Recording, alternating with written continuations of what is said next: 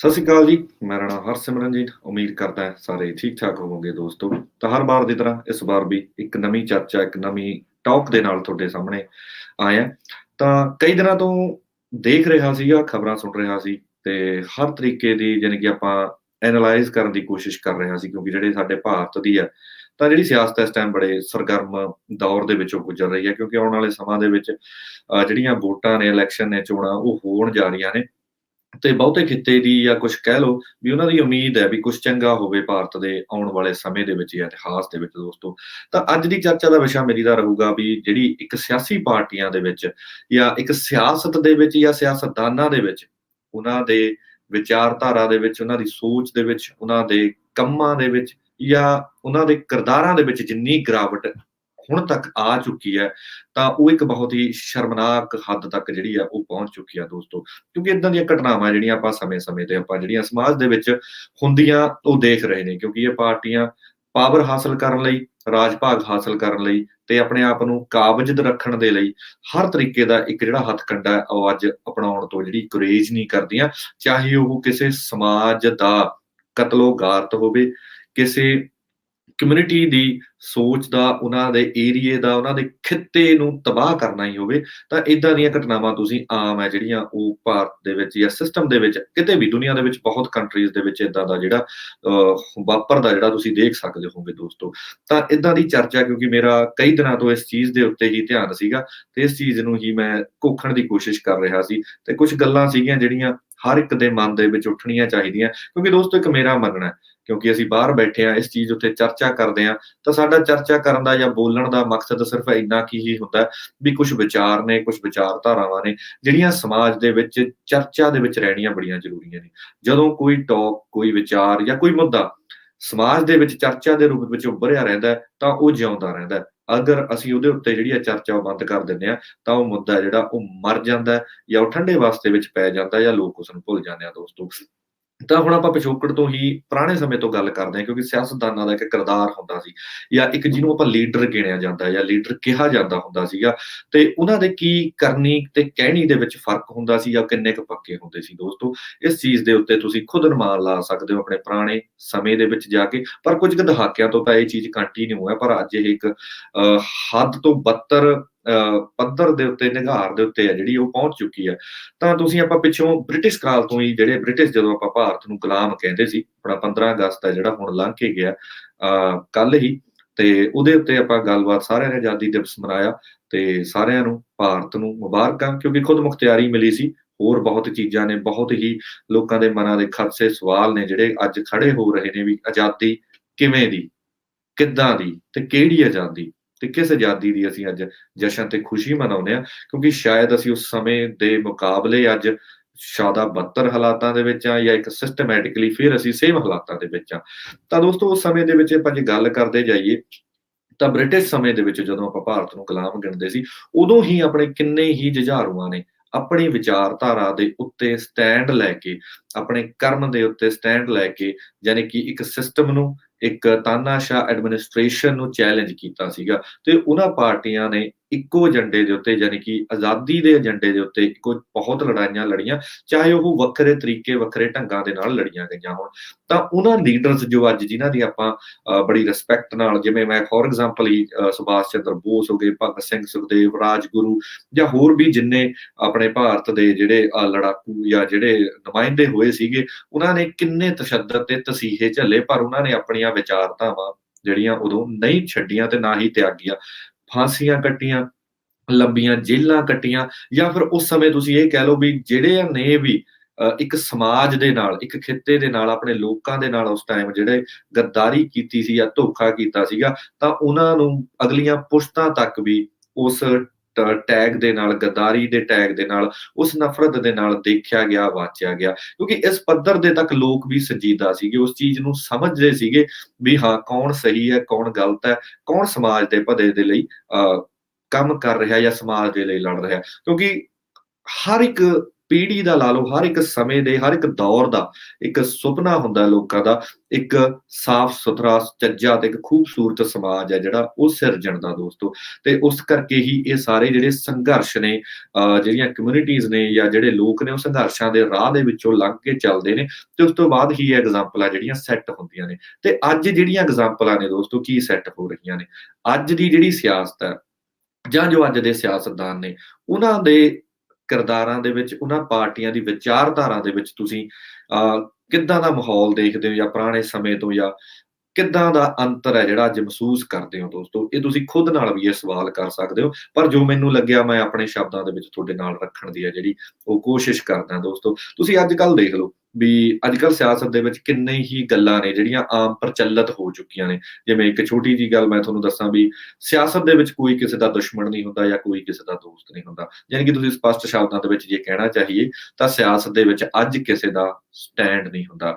ਅੱਜ ਕਿਸੇ ਦੀ ਵਿਚਾਰਧਾਰਾ ਕੋਈ ਫੋਕਸ ਨਹੀਂ ਹੈਗਾ ਜਾਂ ਉਹਦੇ ਤੇ ਉਹ ਦ੍ਰਿੜ ਨਹੀਂ ਹੈਗਾ। ਜੇ ਆਪਾਂ ਗੱਲ ਕਰੀਏ ਜਿਹੜੀਆਂ ਸਿਆਸੀ ਪਾਰਟੀਆਂ ਹੁੰਦੀਆਂ ਨੇ, ਤਾਂ ਉਹ ਇੱਕ ਵਿਚਾਰਧਾਰਾ ਤੇ ਕੇਂਦਰਿਤ ਰਹਿਣ ਦੀ ਬਜਾਏ ਉਹ ਅੱਜ ਇੱਕ ਮੁੱਦਿਆਂ ਤੇ ਵੀ ਕੇਂਦਰਿਤ ਨਹੀਂ ਹੈਗੀਆਂ, ਵੀ ਲੋਕਾਂ ਨੂੰ ਕੀ ਚਾਹੀਦਾ, ਸਾਡਾ ਲੋਕਾਂ ਦੇ ਲਈ ਕੀ ਕਰਨਾ ਬਣਦਾ, ਜਾਂ ਜੇ ਅਸੀਂ ਸੱਤਾ 'ਚ ਹੈਗੇ ਹਾਂ ਤਾਂ ਸਾਡੀਆਂ ਕੀ ਰਿਸਪੋਂਸੀਬਿਲਿਟੀਜ਼ ਨੇ, ਜੇ ਸੱਤਾ ਤੋਂ ਬਾਹਰ ਨੇ ਤਾਂ ਅਸੀਂ ਕਿਹੜੀਆਂ ਲੜਾਈਆਂ ਨੇ ਜਿਹੜੀਆਂ ਮੌਜੂਦਾ ਸੱਤਾਧਾਰੀ ਧਿਰ ਦੇ ਨਾਲ ਲੜਦੀਆਂ ਨੇ। ਤਾਂ ਇਹ ਸਾਰੇ ਇੱਕ ਤਰੀਕੇ ਘਿਓ ਖਿਚੜੀ ਦੇ ਵਾਂਗੂ ਕੰਮ ਕਰਦੇ ਨੇ। ਤਾਂ ਇਹ ਚੀਜ਼ਾਂ ਤੁਹਾਨੂੰ ਪਤਾ ਹੀ ਲੱਗਦੀਆਂ ਹੋਣੀਆਂ ਤੇ ਅੱਖਾਂ ਦੇ ਵਿੱਚੋਂ ਰਾਹੀਂ ਤੁਸੀਂ ਰੋਜ਼ ਦੀ ਐਵਰੀਡੇ ਦੇਖਦੇ ਹੀ ਹੋਣਗੇ, ਪਰ ਤੁਹਾਨੂੰ ਪਰੋਸਿਆ ਤੇ ਦਿਖਾਇਆ ਕੁਛ ਹੋਰ ਜਾਂਦਾ ਹੈ। ਵੀ ਪਾਰਟੀ ਦੇ ਲੀਡਰ ਨੇ ਆਪਸ ਦੇ ਵਿੱਚ ਕਲੈਸ਼ ਕਰ ਰਹੇ ਨੇ, ਆਪਸ ਦੇ ਵਿੱਚ ਲੜ ਰਹੇ ਨੇ, ਪਰ ਇਹਨਾਂ ਦੀ ਲੜਾਈ ਦੀ ਜਿਹੜਾ ਪੱਧਰ ਹੈ ਤੁਸੀਂ ਉਹ ਵੀ ਦੇਖ ਲਓ, ਸ਼ਬਦਾਵਲੀ ਦੇ ਪੱਧਰ ਤੱਕ ਪਹੁੰਚ ਚੁੱਕੇ ਨੇ। ਪਹਿਲਾਂ ਫੈਸਲਿਆਂ ਤੇ ਵਿਚਾਰਧਾਰਾ ਦਾ ਪੱਧਰ ਡਿੱਗਿਆ, ਫਿਰ ਉਸ ਤੋਂ ਬਾਅਦ ਕਿਰਦਾਰਾਂ ਦਾ ਪੱਧਰ ਡਿੱਗਿਆ, ਤੇ ਅੱਜ ਜਿਹੜਾ ਹੈ ਇੱਕ ਸ਼ਬਦਾਵਲੀ ਦਾ ਪੱਧਰ ਵੀ ਹੈ ਜਿਹੜਾ ਬਹੁਤ ਹੱਦ ਤੱਕ ਹੈ ਜਿਹੜਾ ਉਹ ਡਿੱਗਿਆ ਹੋਇਆ ਤੁਹਾਨੂੰ ਨਜ਼ਰ ਆਊਗਾ ਦੋਸਤੋ। ਕਿਉਂਕਿ ਇਹ ਚੀਜ਼ ਤੁਸੀਂ ਆਮ ਐਵਰੀਡੇ ਦੇ ਵਿੱਚ ਦੇਖਦੇ ਹੋਵੋਗੇ। ਤੇ ਇੱਕ ਚੀਜ਼ ਬੜੀ ਤੁਸੀਂ ਅਕਸਰ ਦੇਖਦੇ ਹੋਵੋਗੇ ਵੀ ਇੱਕ ਪਾਰਟੀ ਦਾ ਲੀਡਰ ਹੈ, ਚਾਹੇ ਉਹ ਪਹਿਲਾਂ ਮੌਜੂਦਾ ਵਿਧਾਇਕ ਰਿਹਾ ਹੋਵੇ, ਤੇ ਮੌਜੂਦਾ ਪਾਰਟੀ ਹੈ ਜਿਹੜੀ ਉਹਦੀ ਉਸਨੂੰ ਟਿਕਟ ਦੇਣ ਤੋਂ ਇਨਕਾਰ ਕਰ ਦਿੰਦੀ ਹੈ, ਬਟ ਦੂਜੀ ਪਾਰਟੀ ਉਹਨੂੰ ਅਗਲੇ ਦਿਨ ਹੀ ਟਿਕਟ ਦਿੰਦੀ ਹੈ। ਤਾਂ ਇਹ ਕਿੱਦਾਂ ਦੇ ਸਰਵੇਖਣ ਜਾਂ ਕਿੱਦਾਂ ਦੀ ਉਹਨਾਂ ਦੀ ਕ੍ਰੈਡੀਬਿਲਿਟੀ ਚੈੱਕ ਕਰਦੇ ਨੇ ਵੀ ਉਹਦੀ ਮੌਜੂਦਾ ਪਾਰਟੀ ਵੱਲੋਂ ਨਕਾਰਿਆ ਹੋਇਆ ਲੀਡਰ ਤੇ ਦੂਜੀ ਪਾਰਟੀ ਉਹਨੂੰ ਐਕਸੈਪਟ ਕਰ ਲੈਂਦੀ ਹੈ। ਤਾਂ ਇਹ ਵੀ ਇੱਕ ਸਿਆਸਤ ਦੇ ਪੱਧਰ ਦੇ ਵਿੱਚ ਬਹੁਤ ਵੱਡੀ ਗਿਰਾਵਟ ਦਾ ਇੱਕ ਚਿੰਨ੍ਹ ਹੈ ਜਿਹੜਾ ਅਸੀਂ ਦੇਖਣ ਨੂੰ ਮਿਲਦਾ ਹੈ ਦੋਸਤੋ। ਅੱਜ ਜੇ ਆਪਾਂ ਗੱਲ ਕਰਦੇ ਹਾਂ ਤੇ ਬਾਕੀ ਹਰ ਇੱਕ ਪਾਰਟੀ ਦੀ, ਤਾਂ ਪੰਜਾਬ ਦੇ ਵਿੱਚ ਪਿਛਲੇ ਸਮੇਂ ਦੇ ਵਿੱਚ ਕਿੰਨਾ ਕੁਛ ਵਾਪਰਿਆ, ਤੇ ਜਿਹੜੀ ਕਾਂਗਰਸ ਪਾਰਟੀ ਸੀ ਜਾਂ ਹੋਰ ਪਾਰਟੀਆਂ ਦੇ ਲੀਡਰ ਸੀਗੇ, ਉਹਨਾਂ ਨੇ ਕਿਹੜੀਆਂ-ਕਿਹੜੀਆਂ ਪਾਰਟੀਆਂ ਛੱਡੀਆਂ ਤੇ ਕਿਹੜੀਆਂ-ਕਿਹੜੀਆਂ ਪਾਰਟੀਆਂ ਜਿਹੜੀਆਂ ਉਹ ਜੁਆਇਨ ਕੀਤੀਆਂ ਦੋਸਤੋ। ਤਾਂ ਇਹਦੇ ਤੇ ਗੱਲ ਕਰਦੇ-ਕਰਦੇ ਅੱਗੇ ਵੱਧਦੇ ਹਾਂ ਆਪਾਂ, ਤਾਂ ਕੀ ਮੈਂ ਆਮ ਲੋਕਾਂ ਨੂੰ ਸਵਾਲ ਕਰਦਾ ਵੀ ਕੀ ਇਸ ਸਾਰੇ ਤਾਣੇ-ਬਾਣੇ ਨੂੰ, ਇਸ ਸਾਰੇ ਚਿੱਕੜ ਨੂੰ ਜਾਂ ਇਸ ਗੰਦੀ ਸਿਆਸਤ ਨੂੰ ਕੀ ਸਾਡੇ ਲੋਕਾਂ ਨੇ ਇੱਕ ਸਮਾਜਿਕ ਮਾਨਤਾ ਦੇ ਦਿੱਤੀ ਹੈ? ਕੀ ਅਸੀਂ ਇਸ ਚੀਜ਼ ਨੂੰ ਐਕਸੈਪਟ ਕਰਕੇ ਬਹਿ ਗਏ ਆ ਵੀ ਹਾਂ, ਸਾਨੂੰ ਬਾਕੀ ਕਮੇਡੀ ਸ਼ੋਆਂ ਦੇ ਜਾਂ ਜੋ ਡਰਾਮੇ ਨੇ ਜਾਂ ਜੋ ਵੀ ਸੀਰੀਅਲ ਜਾਂ ਕੁਛ ਵੀ ਤਰੀਕੇ, ਏਦਾਂ ਅਸੀਂ ਸਿਆਸਤ ਨੂੰ ਵੀ ਉਸ ਤਰੀਕੇ ਲੈਣ ਲੱਗ ਗਏ ਆ ਵੀ ਹਾਂ, ਅਸੀਂ ਉਹਨਾਂ ਨੂੰ ਇੱਕ ਪੁਖਤਾ ਰੂਪ ਦੇ ਵਿੱਚ ਨਹੀਂ ਦੇਖ ਪਾ ਰਹੇ ਵੀ ਇਹ ਜੋ ਇਨਸਾਨ ਨੇ, ਇਹ ਆਪਣੇ ਕਿਰਦਾਰ ਤੋਂ, ਆਪਣੇ ਸਟੈਂਡ ਤੋਂ, ਆਪਣੀ ਵਿਚਾਰਧਾਰਾ ਤੋਂ ਗਿਰ ਗਏ ਨੇ, ਇਸ ਕਰਕੇ ਸਾਨੂੰ ਇਹਨਾਂ ਨੂੰ ਨਕਾਰਨਾ ਹੀ ਬਣਦਾ। ਕੀ ਅਸੀਂ ਹਰ ਦਿਨ ਨਵੀਂ ਖਬਰ ਦੇ ਮਗਰ ਲੱਗ ਜਾਂਦੇ ਹਾਂ ਤੇ ਪਿਛਲਾ ਸਾਰਾ ਕੁਛ ਭੁੱਲ ਜਾਂਦੇ ਹਾਂ? ਤਾਂ ਸਭ ਤੋਂ ਬੜਾ ਸਵਾਲ ਇਹੀ ਹੈ ਵੀ ਅੱਜ ਦੇ ਸਮੇਂ ਦੇ ਵਿੱਚ ਜਿਹੜੀਆਂ ਇਹ ਸਿਆਸੀ ਧਿਰਾਂ ਨੇ ਜਾਂ ਜੋ ਸਿਆਸਤਦਾਨ ਨੇ, ਇਹਨਾਂ ਨੇ ਇੱਕ ਇਸ ਤਰ੍ਹਾਂ ਦਾ ਇਨਵਾਇਰਨਮੈਂਟ, ਇੱਕ ਮਾਹੌਲ ਸੈੱਟ ਕਰ ਲਿਆ ਵੀ ਇਹ ਚੀਜ਼ਾਂ ਨੂੰ ਸਮਾਜਿਕ ਮਾਨਤਾ ਇਹਨਾਂ ਨੇ ਆਪਣੇ ਆਪ ਹੀ ਲੈ ਲਈ, ਜਾਂ ਅਸੀਂ ਜੋ ਲੋਕ ਇਹਨਾਂ ਦੇ ਸਵਾਲ ਨਹੀਂ ਉਠਾਉਂਦੇ ਜਾਂ ਇਹਨਾਂ ਤੇ ਗੱਲ ਨਹੀਂ ਕਰਦੇ, ਜਾਂ ਅਸੀਂ ਇਹਨਾਂ ਨੂੰ ਹੈ ਜਿਹੜੀਆਂ ਉਹ ਜਿਹੜੀ ਸਮਾਜਿਕ ਮਾਨਤਾ ਦੇ ਦਿੱਤੀ ਹੈ ਦੋਸਤੋ। ਤਾਂ ਪਿਛਲੇ ਸਮੇਂ ਦੇ ਵਿੱਚ ਤੁਹਾਨੂੰ ਮੈਂ ਕੁਝ ਕੁ ਘਟਨਾਵਾਂ ਦੀ ਚਰਚਾ ਕਰਦਾ, ਵੱਡੀਆਂ ਘਟਨਾਵਾਂ ਜਿਹੜੀਆਂ ਕਰੂਸ਼ਲ ਘਟਨਾਵਾਂ ਨੇ, ਜਿਹੜੀਆਂ ਕੁਛ ਥੋੜੇ ਦਿਨ ਪਹਿਲਾਂ ਹੀ ਵਾਪਰੀਆਂ ਜਾਂ ਬਹੁਤ ਪੁਰਾਣੇ ਸਮੇਂ ਤੋਂ, ਕੋਈ ਦਹਾਕਿਆਂ ਤੋਂ ਵਾਪਰਦੀਆਂ ਆਉਂਦੀਆਂ ਨੇ। ਉਹ ਸਿਰਫ ਇੱਕ ਸੱਤਾ ਤੇ ਕਾਬਜ਼ ਹੋਣ ਲਈ ਹੀ ਵਾਪਰਦੀਆਂ ਨੇ, ਤੇ ਇੱਕ ਕਮਿਊਨਿਟੀ ਨੂੰ ਡਿਵਾਈਡ ਐਂਡ ਰੂਲ ਦੇ ਹਿਸਾਬ ਦੇ ਨਾਲ ਹੀ ਵਰਤਣਾ, ਤੇ ਉਸ ਤੋਂ ਬਾਅਦ ਉਸ ਤੋਂ ਵੋਟ ਬੈਂਕ ਲੈਣਾ, ਤੇ ਉਹੀ ਉਹਨਾਂ ਦੀ ਹੈ ਜਿਹੜੀ ਇੱਕ ਮੇਨ ਮਨਸ਼ਾ ਹੁੰਦੀ ਆ ਰਾਜ ਕਰਨ ਦੀ। ਤੇ ਦੂਜੇ ਪਾਸੇ ਜਿਹੜੀਆਂ ਅੱਜ-ਕੱਲ੍ਹ ਇਹ ਪਾਰਟੀਆਂ ਨੇ, ਸਾਨੂੰ ਇਹ ਵੀ ਦੇਖਣਾ ਤੇ ਵਾਚਣਾ ਚਾਹੀਦਾ ਵੀ ਹਾਊ ਦੇ ਵਰਕ, ਉਹ ਕੰਮ ਕਿਵੇਂ ਕਰਦੀਆਂ ਨੇ। ਤੁਹਾਨੂੰ ਨਹੀਂ ਲੱਗਦਾ ਵੀ ਅੱਜ ਦੀ ਪਾਰਟੀ ਹੈ ਜਿਹੜੀ ਉਹ ਇੱਕ ਕੰਪਨੀ ਦੇ ਤਰੀਕੇ ਕੰਮ ਕਰਦੀ ਹੈ? ਵੀ ਜਿਵੇਂ ਉਹਦਾ ਇੱਕ ਮੁਖੀ ਹੈ, ਇੱਕ CEO ਹੈ, ਤੇ ਜਿਵੇਂ ਪੁਰਾਣੀ ਪਾਰਟੀ ਹੈ ਭਾਰਤ ਦੀ ਬੜੀ, ਜਿਵੇਂ BJP ਸੀਗੀ, ਉਸ ਤੋਂ ਪਹਿਲਾਂ ਕਾਂਗਰਸ ਸੀ, ਕਾਂਗਰਸ ਦਾ ਵੇਤਰਾ ਇੱਕ ਪਰਿਵਾਰ ਤੋਂ ਸ਼ੁਰੂ ਹੁੰਦਾ ਤੇ ਉਸ ਤੋਂ ਬਾਅਦ BJP ਵੀ ਅੱਜ ਇੱਕ ਸਿਸਟਮੈਟਿਕਲੀ ਕੁਝ ਚੁਣਿੰਦਾ ਬੰਦਿਆਂ ਦੀ ਹੈ ਜਿਹੜੀ ਉਹ ਨਿੱਜੀ ਪਾਰਟੀ ਬਣਦੀ ਜਾ ਰਹੀ ਹੈ। ਕਿਉਂਕਿ ਜਦੋਂ ਵੀ ਆਪਣੇ ਮੌਜੂਦਾ ਪ੍ਰਧਾਨ ਮੰਤਰੀ ਸੀਗੇ, ਜਦੋਂ ਉਹਨਾਂ ਨੂੰ ਪਹਿਲਾਂ ਲਾਂਚ ਕੀਤਾ ਗਿਆ ਸੀ ਤਾਂ ਕਈ ਵੱਡੇ ਲੀਡਰ ਸੀ ਜਿਹੜੇ ਉਹਨਾਂ ਨੂੰ ਬਾਈਪਾਸ ਕਰਕੇ ਕੀਤਾ ਗਿਆ ਸੀ। ਤੇ ਇਸ ਤਰੀਕੇ ਹੁਣ ਤੀਜੀ ਪਾਰਟੀ ਹੈ ਜਿਹੜੀ ਆਪਣੇ ਪੰਜਾਬ ਦੇ ਵਿੱਚ ਹੈ, ਇਹਦਾ ਵੀ ਤੁਹਾਨੂੰ ਇੱਕ ਹੀ ਮਾਲਕ ਹੈ ਜਿਹੜਾ ਉਹ ਦੇਖਣ ਨੂੰ ਮਿਲ ਸਕਦਾ, ਜਾਂ ਤੁਹਾਨੂੰ ਓਬਵੀਅਸ ਹੈ ਤੁਸੀਂ ਫੀਲ ਕਰ ਸਕਦੇ ਹੋਵੋਗੇ ਵੀ ਜਿਸ ਹੀ ਇਜ਼ ਵਨ ਐਂਡ ਓਨਲੀ, ਵੀ ਉਹੀ ਸਾਰਾ ਕੁਛ ਆਪਰੇਟ ਕਰਦਾ ਹੈ। ਤੇ ਇਹਨਾਂ ਦੇ ਵਿੱਚ ਤੁਸੀਂ ਇਹ ਹਿਸਾਬ ਲਾਓ ਵੀ ਜਿਹੜੇ ਬਾਕੀ ਥੱਲੇ ਵਾਲੇ ਲੋਕ ਨੇ ਉਹ ਸਿਰਫ ਹੁਕਮ ਵਜਾਉਣ ਨੂੰ ਹੁੰਦੇ ਨੇ।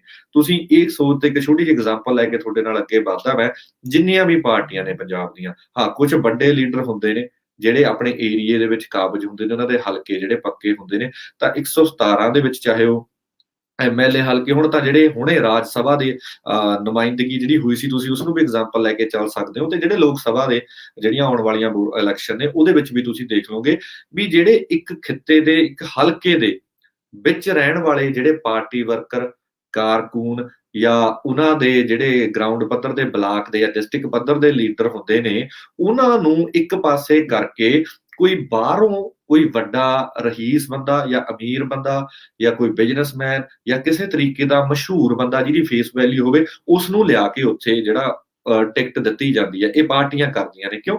ਕਿਉਂਕਿ ਸਾਡੇ ਲੋਕਾਂ ਦੀ ਉਹ ਇੱਕ ਮਾਨਸਿਕਤਾ ਜਿਹੜੀ ਉਹਨੂੰ ਪੜ੍ਹ ਚੁੱਕੇ ਨੇ, ਕਿਉਂਕਿ ਅਸੀਂ ਫੇਸ ਦੇ ਪਿੱਛੇ ਲੱਗਦੇ ਹਾਂ। ਛੋਟੀ ਜਿਹੀ ਐਗਜ਼ਾਮਪਲ ਫਿਰ ਮੌਜੂਦਾ ਲੈ ਕੇ ਚੱਲਦਾ ਸਨੀ ਦਿਓਲ ਦੀ। ਸਨੀ ਦਿਓਲ ਦਾ ਹੁਣ ਬੜਾ ਵਿਰੋਧ ਕਰ ਰਹੇ ਨੇ ਉਹਦੀ ਫਿਲਮ ਦਾ, ਪਰ ਫਿਰ ਵੀ ਉਹਦੀ ਫਿਲਮ ਵਧੀਆ ਚੱਲੀ ਜਾ ਰਹੀ ਹੈ ਤੇ ਉਹ ਲੋਕ ਹੀ ਨੇ ਜਿਹੜੇ ਦੇਖਣ ਵਾਲੇ ਨੇ। ਤਾਂ ਗੁਰਦਾਸਪੁਰ ਤੋਂ ਉਹਨਾਂ ਨੂੰ ਬੜਾ ਸੀਟ ਦਿੱਤੀ ਗਈ ਤੇ ਉੱਥੋਂ ਦੇ ਲੋਕਾਂ ਨੇ ਜਿਤਾ ਕੇ ਵੀ ਭੇਜਿਆ, ਤੇ ਅੱਜ ਲੋਕ ਇਸ ਚੀਜ਼ ਦਾ ਖਾਸਾ ਨਾਰਾਜ਼ਗੀ ਜਤਾਉਂਦੇ ਨੇ, ਉਹ ਇੱਕ ਵਾਰ ਵੀ ਗੁਰਦਾਸਪੁਰ ਦੇ ਵਿੱਚ ਨਹੀਂ ਵੜੇ। ਤਾਂ ਏਦਾਂ ਦੀ ਤਰੀਕੇ ਦੀ ਇੱਕ ਪਾਲਿਸੀ ਦੇ ਨਾਲ ਜਿਹੜੀ ਇੱਕ ਸਿਆਸੀ ਪਾਰਟੀਆਂ ਨੇ ਜਾਂ ਸਿਆਸਤਦਾਨ ਨੇ, ਬਸ ਇਹ ਸੱਤਾ ਹਾਸਲ ਕਰਨ ਲਈ, ਉਸ ਦੇ ਉੱਤੇ ਕਾਬਜ਼ ਹੋਣ ਦੇ ਲਈ ਇਹ ਇੱਕ ਵੱਖਰੇ ਤਰੀਕੇ ਦੀ ਖੇਡ ਕਰਦੇ ਨੇ। ਤੇ ਇਸੇ ਤਰੀਕੇ ਵਿੱਚ ਲੋਕ ਹੈ ਜਿਹੜੇ ਉਹ ਜਾਲਾਂ 'ਚ ਫਸਦੇ ਨੇ, ਤੇ ਅਸੀਂ ਮੌਕੇ ਦੇ ਉੱਤੇ ਸਾਰਾ ਕੁਛ ਭੁੱਲ ਜਾਂਦੇ ਹਾਂ। ਸਾਡੇ ਲਈ ਮੁੱਦੇ ਵੀ ਖੜੇ ਕੀਤੇ ਜਾਂਦੇ ਨੇ, ਜਿਵੇਂ ਫੋਰ ਐਗਜ਼ਾਮਪਲ ਦਲਿਤ ਸਮਾਜ ਦਾ ਮੁੱਦਾ ਹੋ ਗਿਆ, ਦਲਿਤ ਮੁੱਖ ਮੰਤਰੀ ਦਾ ਮੁੱਦਾ ਹੋ ਗਿਆ, ਰੁਜ਼ਗਾਰ ਦਾ ਮੁੱਦਾ ਹੋ ਗਿਆ, ਤੇ ਸਾਫ਼ ਪਾਣੀ ਦਾ ਮੁੱਦਾ ਹੋ ਗਿਆ, ਜਾਣੀ ਕਿ ਆਪਣੇ ਮੈਡੀਕਲ ਇਸ਼ੂਜ਼ ਹੋ ਗਏ ਜਾਂ ਐਜੂਕੇਸ਼ਨ ਹੋ ਗਈ। ਹਰ ਤਰੀਕੇ ਦੇ ਮੁੱਦੇ ਆ ਜਿਹੜੇ ਉਹ ਉਭਾਰੇ ਜਾਂਦੇ ਨੇ ਤੇ ਲੋਕਾਂ ਨੂੰ ਬਸ ਉਹ ਫੀਡ ਕੀਤਾ ਜਾਂਦਾ, ਕਿਉਂਕਿ ਇਸ ਤਰੀਕੇ ਜਿਹੜਾ ਆਪਾਂ ਲੋਕਤੰਤਰ ਦਾ ਜਿਹੜਾ ਚੌਥਾ ਥੰਮ ਹੈ ਨਾ, ਉਹ ਵੀ ਇਹਨਾਂ ਨੇ ਆਪਣੇ ਵਿੱਚ ਹੀ, ਆਪਣੇ ਰੰਗ ਦੇ ਵਿੱਚ ਹੀ ਇਸ ਟਾਈਮ ਰੰਗਿਆ ਹੋਇਆ। ਜਿਸ ਕਰਕੇ ਲੋਕਾਂ ਦੀ ਮਾਨਸਿਕਤਾ ਦੀ ਜਿਹੜੀ ਫੀਡ ਹੈ ਜਾਂ ਉਹਨਾਂ ਦੀ ਖੁਰਾਕ ਹੈ, ਉਹ ਉਹੀ ਉਹਨਾਂ ਨੂੰ ਸਰਵ ਕੀਤੀ ਜਾਂਦੀ ਹੈ ਤੇ ਉਹਨਾਂ ਨੂੰ ਪਹਿਲਾਂ ਰਜਾ ਦਿੱਤਾ ਜਾਂਦਾ ਹੈ, ਤੇ ਉਸ ਤੋਂ ਬਾਅਦ ਜਦੋਂ ਪਾਵਰ ਹਾਸਲ ਕਰ ਲਿੱਤੀ ਜਾਂਦੀ ਹੈ ਤੇ ਫਿਰ ਉਹਨਾਂ ਨੂੰ ਜਦੋਂ ਭੁੱਖਾ ਮਾਰਿਆ ਜਾਂਦਾ ਜਾਂ ਉਹਨਾਂ ਦੇ ਮੁੱਦੇ ਹੱਲ ਨਹੀਂ ਕੀਤੇ ਜਾਂਦੇ, ਜਾਂ ਸਰਕਾਰ ਜੈਸੇ ਕੋ ਦੀ ਉੱਥੇ ਖੜੀ ਰਹਿੰਦੀ ਹੈ, ਫਿਰ ਲੋਕਾਂ ਨੂੰ ਅਹਿਸਾਸ ਹੁੰਦਾ ਵੀ ਅਸੀਂ ਸ਼ਾਇਦ ਬਹੁਤ ਵੱਡੀ ਹੈ ਜਿਹੜੀ ਉਹ ਗਲਤੀ ਕਰ ਗਏ ਸੀ। ਤਾਂ ਇਹ ਚੀਜ਼ਾਂ ਨੂੰ ਸਾਨੂੰ ਦੋਸਤੋ ਬੜਾ ਟਿਪਸ ਤੇ ਰੱਖਣ ਦੀ ਲੋੜ ਹੈ, ਕਿਉਂਕਿ ਅੱਜ ਦੇ ਟਾਈਮ ਦੇ ਵਿੱਚ ਜਿਹੜੀ ਸਿਆਸਤ ਹੈ ਉਹ ਇੱਕ ਕੰਪਨੀ ਹੈ, ਜਾਂ ਲਾ ਲਓ ਉਹਨਾਂ ਦਾ ਮੇਨ ਫੋਕਸ ਇੱਕ ਵਪਾਰ ਦਾ, ਪੈਸਾ ਕਮਾਉਣ ਦਾ, ਤਾਂ ਕਿ ਪਾਵਰ ਹਾਸਲ ਕਰਕੇ ਆਮ ਲੋਕਾਂ ਦੇ ਉੱਤੇ ਰਾਜ ਕਰਨ ਦਾ। ਤੇ ਦੋਸਤੋ ਇਹ ਚੀਜ਼ ਤੁਸੀਂ ਸਾਰੀ ਚੀਜ਼ ਨੂੰ ਵੋਟ ਪਾਉਣ ਲੱਗੇ ਇਸ ਸਿਨੈਰੀਓ ਨੂੰ ਜ਼ਰੂਰ ਆਪਣੇ ਮਨ ਦੇ ਵਿੱਚ ਆਪਣੇ ਡਿਸਕਸ ਕਰਿਆ ਕਰੋ, ਤੇ ਆਪਣੇ ਸਮਾਜ ਦੇ ਵਿੱਚ, ਆਪਣੇ ਖੁੰਡਾਂ ਦੇ ਵਿੱਚ ਇਸ ਚਰਚਾ ਨੂੰ ਲੈ ਕੇ ਆਇਆ ਕਰੋ। ਜਿਵੇਂ ਫੋਰ ਐਗਜ਼ਾਮਪਲ ਆਪਾਂ ਹੁਣ ਗੱਲ ਕਰਦੇ ਹਾਂ ਵੀ ਇਸਦੀ ਹੋਪ ਤੇ ਉਮੀਦ ਕੀ ਹੈ, ਵੀ ਅਸੀਂ ਇਸ ਸਿਆਸਤ ਦੇ ਪੱਧਰ ਦੇ ਗਿਰਾਵਟ ਨੂੰ ਜੇ ਚੇਂਜ ਕਰਨਾ ਤਾਂ ਲੋਕਾਂ ਨੇ ਕਰਨਾ, ਕਿਉਂਕਿ ਅੱਜ ਦੇ ਟਾਈਮ ਦੇ ਵਿੱਚ ਕਿਰਦਾਰਾਂ ਦੀ, ਕੰਮਾਂ ਦੀ ਗਿਰਾਵਟ ਤੋਂ ਬਾਅਦ ਸ਼ਬਦਾਵਲੀ ਦੀ ਗਿਰਾਵਟ ਤੱਕ ਪਹੁੰਚ ਚੁੱਕੇ ਆ। ਕੋਈ ਵਿਧਾਨ ਸਭਾ ਨਹੀਂ, ਕੋਈ ਲੋਕ ਸਭਾ ਨਹੀਂ ਜਿੱਥੇ ਗਾਲੀ ਗਲੋਚ ਨਹੀਂ ਹੁੰਦਾ, ਇੱਕ ਦੂਏ ਨਾਲ ਬੇਤੁਕੀ ਬਹਿਸ ਨਹੀਂ ਹੁੰਦੀ। ਉੱਥੇ ਇੱਕ ਡਿਸਿਪਲਿਨ ਦੇ ਤਰੀਕੇ ਕੋਈ ਵੀ ਸੱਤਾਧਾਰੀ ਧਿਰ ਨੂੰ ਆਪੋਜੀਸ਼ਨ ਵੱਲੋਂ ਸਵਾਲ ਜਵਾਬ ਨਹੀਂ ਹੁੰਦੇ। ਉਹ ਸਿਰਫ ਇੱਕ ਬਸ ਫਾਰਮੈਲਿਟੀ ਹੈ ਜਿਹੜੀ ਲੋਕਾਂ ਨੂੰ ਦਿਖਾ ਦਿੱਤੀ ਜਾਂਦੀ ਹੈ, ਤਾਂ ਉਸਦੇ ਉੱਤੇ ਕੋਈ ਵੀ ਜਿਹੜਾ ਇੱਕ ਹੈ ਵੀ ਸਟ੍ਰਿਕਟ ਐਕਸ਼ਨ ਹੈ ਜਿਹੜਾ ਉਹ ਕਿਸੇ ਵੀ ਪਾਰਟੀ ਵੱਲੋਂ ਨਹੀਂ ਲਿਆ ਜਾਂਦਾ, ਕਿਉਂਕਿ ਇਹਨਾਂ ਨੂੰ ਪਤਾ ਹੈ ਘਿਓ ਖਿਚੜੀ ਆ, ਦੌ ਲਾਉਣਾ ਹੁੰਦਾ, ਕਿਉਂਕਿ 5 ਸਾਲ ਬਾਅਦ ਟਾਈਮ ਆਉਂਦਾ। ਮੌਜੂਦਾ ਧਿਰ ਦੇ ਸਾਰੇ ਨਾ ਕੀਤੇ ਕੰਮ ਤੇ ਉਹਨਾਂ ਵੱਲੋਂ ਕੀਤੇ ਗਲਤ ਕੰਮਾਂ ਨੂੰ ਆਪੋਜੀਸ਼ਨ ਨੇ ਜਿਹੜਾ ਉੱਪਰ ਚੱਕਣਾ ਹੁੰਦਾ ਤੇ ਲੋਕਾਂ ਸਾਹਮਣੇ ਹਾਈਲਾਈਟ ਕਰਨਾ ਹੁੰਦਾ। ਹਾਂ, ਜੇ ਲੋਕ ਉਹਨਾਂ ਦੀ ਗੱਲਾਂ ਵਿੱਚ ਆ ਗਏ ਤਾਂ ਉਹ ਪਾਵਰ ਦੇ ਵਿੱਚ ਆ ਜਾਣਗੇ, ਤਾਂ ਇਹ ਅੱਗੇ 5 ਸਾਲ ਰਾਜ ਕਰਨਗੇ, ਕਿਉਂਕਿ ਜਿਹੜਾ ਬੈਕਗਰਾਉਂਡ ਹੈ ਸਿਸਟਮੈਟਿਕਲੀ ਉਹ ਕਿਤੇ ਨਾ ਕਿਤੇ ਜੁੜਿਆ ਹੋਇਆ। ਇਹ ਇੱਕ ਕਲਾਸ ਬਣ ਚੁੱਕੀ ਹੈ, ਸਿਆਸੀ ਕਲਾਸ। ਇਹਦੇ ਵਿੱਚ ਵੱਡੇ ਚਿਹਰੇ, ਵੱਡੇ ਲੀਡਰ ਤੇ ਵੱਡੇ ਪਰਿਵਾਰ ਨੇ ਜਿਹੜੇ ਉਸੇ ਤਰੀਕੇ ਖੇਡਦੇ ਨੇ। ਤਾਂ ਹੁਣ ਪੰਜਾਬ ਦੇ ਵਿੱਚ ਇੱਕ ਆਸ ਦੀ ਉਮੀਦ ਪੰਜਾਬ ਨੇ ਪੂਰੇ ਦੇਸ਼ ਨੂੰ ਹੀ ਦਿਖਾਈ ਸੀ। ਛੋਟੀ ਜਿਹੀ ਗੱਲ ਫੇਰ ਲੈ ਕੇ ਅੱਗੇ ਵੱਧਦੇ ਆ।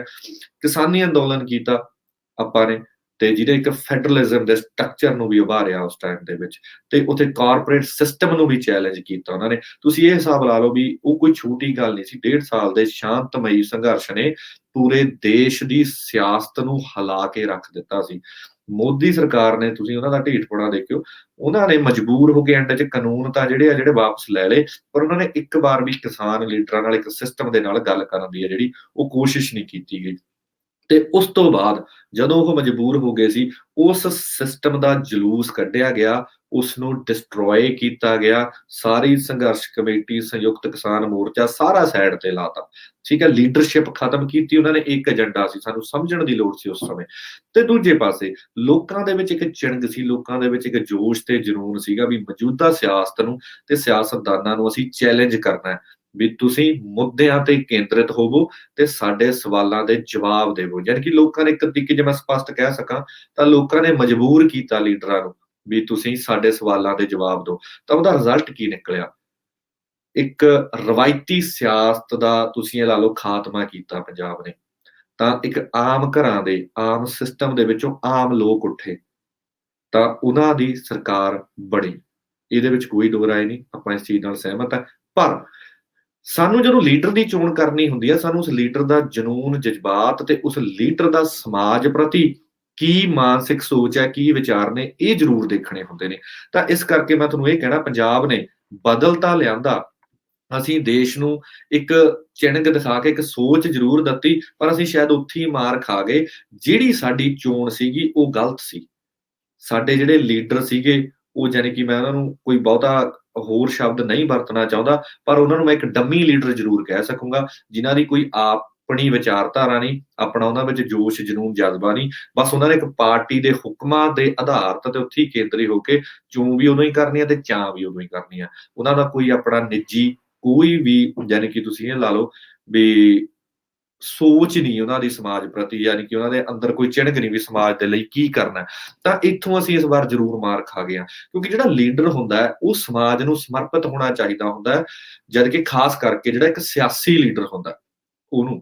ਤਾਂ ਇਹਦੇ ਵਿੱਚ ਬੜੇ ਲੀਡਰ ਨੇ, ਐਗਜ਼ਾਮਪਲਾਂ ਵੀ ਨੇ ਤੇ ਬੜੀਆਂ ਨੇ, ਤੇ ਹੁਣ ਦੇ ਆਉਣ ਵਾਲੇ ਟਾਈਮ ਦੇ ਵਿੱਚ ਵੀ ਇਹ ਸੈੱਟ ਕਰ ਸਕਦੇ ਨੇ, ਕਿਉਂਕਿ ਮੈਂ ਸਾਰਿਆਂ ਨੂੰ ਪੂਰੇ 100% ਨੂੰ ਨਹੀਂ, ਪਰ ਮੈਂ 95-99% ਲੀਡਰਾਂ ਨੂੰ ਇੱਕ ਉਸੇ ਕਲਾਸ ਵਿੱਚ ਗਿਣਦਾ ਵੀ ਇਹ ਆਪਸ ਦੇ ਵਿੱਚ ਘਿਓ ਖਿਚੜੀ ਨੇ, ਤੇ ਬਸ ਇਹ ਲੋਕਾਂ ਨੂੰ ਮੂਰਖ ਬਣਾ ਕੇ ਆਪਣੇ ਵਪਾਰ ਚਲਾਉਂਦੇ ਨੇ, ਪਾਵਰ ਦੇ ਵਿੱਚ ਰਹਿੰਦੇ ਨੇ, VIP ਲਾਈਫ ਜਿਉਂਦੇ ਨੇ ਤੇ ਨਜ਼ਾਰੇ ਲੈਂਦੇ ਨੇ ਦੋਸਤੋ। ਤਾਂ ਇਸ ਚੀਜ਼ ਨੂੰ ਸਾਨੂੰ ਸਮਝਣ ਦੀ ਬੜੀ ਲੋੜ ਹੈ। ਤਾਂ ਆਉਣ ਵਾਲੇ ਸਮੇਂ ਦੇ ਵਿੱਚ ਇਸ ਵਾਰ ਵੀ ਜਦੋਂ ਹੁਣ ਫੇਰ ਇਲੈਕਸ਼ਨ ਹੋਣਗੇ, ਤਾਂ ਸਮਾਜ ਦੇ ਵਿੱਚ ਚੱਲਦਾ ਹੀ ਰਹਿਣਾ ਹੈ। ਚਰਚਾ ਕਰਨ ਵਾਲਿਆਂ ਨੇ ਚਰਚਾ ਕਰਦੇ ਰਹਿਣਾ ਹੈ, ਚਿੰਤਕਾਂ ਨੇ ਚਿੰਤਾ ਜਤਾਉਂਦੇ ਰਹਿਣਾ ਹੈ, ਤੇ ਆਮ ਲੋਕਾਂ ਦੇ ਨਾਲ ਇਸ ਵਿਚਾਰਾਂ ਦੇ ਉੱਤੇ, ਇਸ ਗੱਲਾਂ ਦੇ ਉੱਤੇ ਜਿਹੜੀ ਗੱਲਬਾਤ ਉਹ ਕਰਦੇ ਰਹਿਣਾ ਹੈ। ਕਿਉਂਕਿ ਹਰੇਕ ਬੰਦੇ ਦਾ ਆਪਣਾ ਕਰਮ ਹੁੰਦਾ ਹੈ। ਜਿਹੜਾ ਮੀਡੀਆ ਹੈ, ਲੋਕਤੰਤਰ ਦਾ ਜਿਹਨੂੰ ਚੌਥਾ ਥੰਮ ਕਿਹਾ ਜਾਂਦਾ, ਹੁਣ ਇਹ ਪੂਰੀ ਤਰੀਕੇ ਇਸ ਕਾਰਪੋਰੇਟ ਸਿਸਟਮ ਦੇ ਸਿਆਸਤ ਦੀ ਝੋਲੀ ਦੇ ਵਿੱਚ ਗਿਰਿਆ ਹੋਇਆ। ਜੋ ਤੁਹਾਨੂੰ ਦਿਖਾਇਆ ਜਾਂਦਾ ਹੈ, ਉਹ ਤੁਹਾਨੂੰ ਦਿਖਾਉਣਾ ਚਾਹੁੰਦੇ ਨੇ। ਜਿਵੇਂ ਤੁਹਾਨੂੰ ਮੋਲਡ ਕਰਨਾ, ਉਹ ਤੁਹਾਨੂੰ ਕਰਨਾ ਚਾਹੁੰਦੇ ਨੇ। ਪਰ ਕੁਝ ਸਮਾਜ ਦੇ ਵਿੱਚ ਏਦਾਂ ਦੀਆਂ ਗੱਲਾਂ ਬਾਤਾਂ, ਜਿਹੜੀਆਂ ਵਿਚਾਰਾਂ ਉੱਠਦੀਆਂ ਨੇ, ਤਾਂ ਸਾਨੂੰ ਉਹਨਾਂ ਦੀ ਪੜਚੋਲ ਕਰਕੇ ਅੱਜ ਦੇ ਸਮੇਂ ਦੇ ਵਿੱਚ ਆਉਣ ਵਾਲੀ ਪੀੜ੍ਹੀ ਦੇ ਲਈ ਫੈਸਲੇ ਲੈਣੇ ਤੇ ਕਰਨੇ ਬੜੇ ਜ਼ਰੂਰੀ ਨੇ ਦੋਸਤੋ।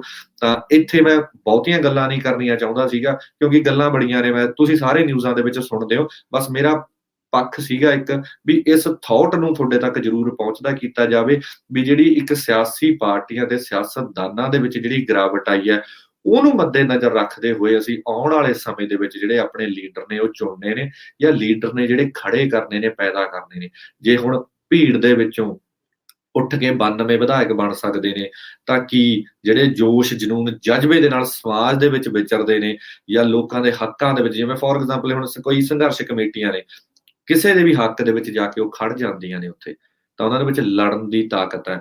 ਉਹ ਰੀਡਰ ਨੇ, ਉਹ ਲਿਸਨਰ ਨੇ, ਉਹ ਪੜ੍ਹਦੇ ਨੇ, ਉਹ ਹਾਜ਼ਰ ਜਵਾਬ ਨੇ, ਉਹਨਾਂ ਕੋਲ ਜਵਾਬ ਹੁੰਦਾ ਹੈ। ਉਹ ਲੀਡਰਾਂ ਨੂੰ ਵੀ ਉਹ ਹਰ ਇੱਕ ਚੀਜ਼ ਨੂੰ ਘੇਰ ਕੇ ਉਸ ਦੇ ਉੱਤੇ ਤਰਕ ਦੇ ਨਾਲ ਸਵਾਲ ਜਵਾਬ ਕਰ ਸਕਦੇ ਨੇ ਤੇ ਸਟੈਂਡ ਲੈ ਸਕਦੇ ਨੇ। ਤਾਂ ਏਦਾਂ ਦੇ ਲੀਡਰਾਂ ਦੀ ਚੋਣ ਹੈ ਜਿਹੜੀ ਸਾਨੂੰ ਉਹ ਕਰਨ ਦੀ ਦੋਸਤੋ ਬੜੀ ਲੋੜ ਆ ਆਉਣ ਵਾਲੇ ਸਮੇਂ ਦੇ ਵਿੱਚ। ਮੌਜੂਦਾ ਸਿਆਸਤ ਤੋਂ ਕੋਈ ਉਮੀਦ ਨਹੀਂ। ਹਾਂ, ਇੱਕ ਚੇਂਜ ਆਇਆ, ਤੁਸੀਂ ਕਰਕੇ ਦੇਖਿਆ, ਤੁਸੀਂ ਕਰ ਸਕਦੇ ਹੋ। ਤਾਂ ਆਉਣ ਵਾਲੇ ਸਮੇਂ ਦੇ ਵਿੱਚ ਵੀ ਅਸੀਂ ਇੰਨਾ ਕੁ ਜ਼ਰੂਰ ਕੋਸ਼ਿਸ਼ ਕਰਨੀ ਹੈ ਵੀ ਅਸੀਂ ਇੱਕ ਚੰਗੀ, ਸੁਚੱਜੀ ਤੇ ਇੱਕ ਸਾਰਥਕ ਤੇ ਇੱਕ ਸਟੈਂਡ ਵਾਲੀ ਵਿਚਾਰਧਾਰਕ ਸੋਚ ਵਾਲੀ ਸਿਆਸਤ ਜ਼ਰੂਰ ਸਿਰਜੀਏ। ਇਹ ਲੋਕਾਂ ਦੇ ਹੱਥ ਦੇ ਵਿੱਚ ਹੀ ਹੁੰਦੀ ਹੈ, ਨਾ ਕਿ ਅਸੀਂ ਕਿਸੇ ਲਾਲਚ ਦੇ ਵਿੱਚ ਆ ਕੇ, ਪੈਸਿਆਂ ਦੇ ਜਾਂ ਫ੍ਰੀਬੀਜ਼ ਦੇ ਵਿੱਚ ਆ ਕੇ ਜਾਂ ਸਹੂਲਤਾਂ ਦੇ ਵਿੱਚ ਆ ਕੇ ਜਾਂ ਇੱਕ ਫੇਸ ਵੈਲਿਊ ਦੇ ਮਗਰ ਲੱਗ ਕੇ ਹੀ ਆਪਣੀ ਜਿਹੜੀ ਵੋਟ ਹੈ, ਉਹ ਜਾ ਕੇ ਕਿਸੇ ਵੀ ਪਾਰਟੀ ਨੂੰ ਜਾਂ ਕਿਸੇ ਵੀ ਲੀਡਰ ਦੇ ਹੱਕ ਦੇ ਵਿੱਚ ਨਹੀਂ ਪਾਉਣੀ ਹੁੰਦੀ। ਤਾਂ ਇਸ ਚੀਜ਼ ਨੂੰ ਜ਼ਰੂਰ ਦੋਸਤੋ, ਜੋ ਖਾਸ ਕਰ ਜਿਹੜੇ ਪੰਜਾਬ ਦੇ ਸਾਨੂੰ, ਅਸੀਂ ਉਸੇ ਸਮਾਜ ਦੇ ਜਾਏ ਹਾਂ, ਜੇ ਸਾਡਾ ਅੱਜ ਫਲ ਇੱਥੇ ਲੱਗ ਰਿਹਾ ਤਾਂ ਸਾਡੀਆਂ ਜੜ੍ਹਾਂ ਅੱਜ ਵੀ ਉੱਥੇ ਹੀ ਨੇ, ਸਾਡੇ ਪਿੰਡ, ਸਾਡੇ ਪਰਿਵਾਰ, ਸਾਡੇ ਗਲੀ ਮੁਹੱਲੇ ਉੱਥੇ ਨੇ। ਤਾਂ ਉਹਨਾਂ ਦੇ ਲਈ ਫਿਕਰਮੰਦ ਹਾਂ ਤੇ ਉਹਨਾਂ ਦੇ ਨਾਲ ਹੀ ਇਹ ਸਾਰੀ ਅੱਜ ਦੀ ਟਾਕ ਸੀਗੀ। ਤਾਂ ਉਮੀਦ ਕਰਦਾ ਦੋਸਤੋ ਅੱਜ ਦੀ ਟਾਕ ਤੁਹਾਨੂੰ ਠੀਕ ਲੱਗੀ ਹੋਊਗੀ। ਜ਼ਰੂਰ ਆਪਣੇ ਖੁੰਡਾਂ ਦੇ ਵਿੱਚ ਆਪਣੇ ਇਸ ਚੀਜ਼ ਦੀ ਚਰਚਾ ਕਰਿਓ ਤੇ ਆਪਣੀ ਗਲੀ ਮੁਹੱਲੇ ਦੇ ਵਿੱਚ, ਸਮਾਜ ਦੇ ਵਿੱਚ ਇਸ ਚੀਜ਼ ਨੂੰ ਜ਼ਰੂਰ ਵਾਚੀਏ, ਸੋਚੀਏ, ਤਾਂ ਕਿ ਇਹ ਚਰਚਾ ਹੋਰ ਉੱਭਰ ਕੇ ਸਾਹਮਣੇ ਆਵੇ, ਤਾਂ ਅਸੀਂ ਇੱਕ ਚੰਗੇ ਲੀਡਰ ਤੇ ਚੰਗੇ ਸਿਆਸਤਦਾਨ ਜਾਂ ਇੱਕ ਚੰਗੀਆਂ ਸਿਆਸੀ ਪਾਰਟੀਆਂ ਜਿਹੜੀਆਂ ਉਹ ਖੜੀਆਂ ਕਰ ਸਕੀਏ। ਸਤਿ ਸ਼੍ਰੀ ਅਕਾਲ ਦੋਸਤੋ।